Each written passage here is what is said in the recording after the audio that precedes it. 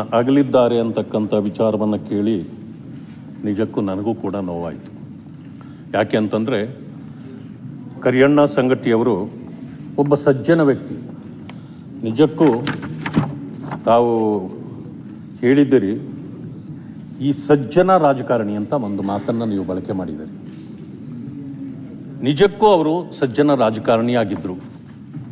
ಪಕ್ಷ ಯಾವುದೇ ಇರಲಿ, ಪ್ರತಿಯೊಬ್ಬರನ್ನು ಗೌರವಿಸ್ತಕ್ಕಂಥ, ಯುವಕರನ್ನು ಪ್ರೀತಿಸ್ತಕ್ಕಂಥ ವ್ಯಕ್ತಿತ್ವ ಅವರದ್ದಾಗಿತ್ತು. ಅವರು ನನಗೂ ಕೂಡ ಬಹಳ ಆತ್ಮೀಯರು ಕೂಡ ಆಗಿದ್ದರು. ಹಲವಾರು ಸಂದರ್ಭಗಳಲ್ಲಿ ನಾವು ಬಹಳ ಭೇಟಿಯಾಗ್ತಿದ್ವಿ.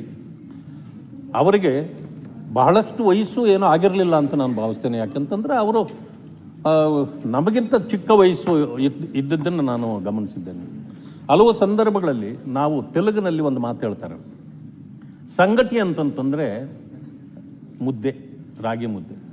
ಅದಕ್ಕೆ ನಾವೆಲ್ಲ ಸೇರಿದಾಗ ಅವ್ರನ್ನ ರಾಗಿ ಮುದ್ದೆ ಅಂತ ಇದ್ವಿ. ಅಂದರೆ ತಮಾಷೆಗೆ ನಾವು ಅವ್ರನ್ನ ಮಾಡಿದಾಗ, ಹೌದಪ್ಪ ಮುದ್ದೆ ಇಲ್ಲದೇ ಇದ್ದರೆ ನೀವು ಬದುಕ್ತಿದ್ರಾ ನಿಮ್ಮ ಕಡೆ, ಅದಕ್ಕೆ ನಾನು ನಿಮಗೆ ಮುದ್ದೆನೂ ಕೂಡ ಅಂತ ಅವರು ಕೂಡ ತಮಾಷೆ ಮಾಡ್ತಿದ್ರು.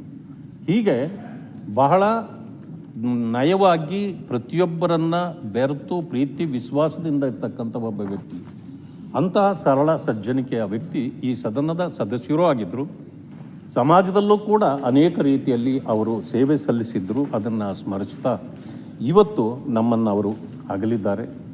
ಅವರ ಆತ್ಮಕ್ಕೆ ಶಾಂತಿ ಸಿಗಲಿ, ಅವರ ಕುಟುಂಬಕ್ಕೆ ಆ ನೋವನ್ನು ಭರಿಸುವ ಶಕ್ತಿ ಭಗವಂತ ಅವರಿಗೆ ನೀಡಲಿ ಅಂತೇಳಿ ತಾವು ತಂದಿರತಕ್ಕಂಥ ಈ ಒಂದು ಇದನ್ನು ನಾನು ಕೂಡ ಇವತ್ತು ಸಂತಾಪವನ್ನು ಸೂಚಿಸತಕ್ಕಂಥ ಅವಕಾಶ ಸಿಕ್ಕಿದೆ. ಅದಕ್ಕೆ ನಾನು ಧನ್ಯವಾದಗಳು.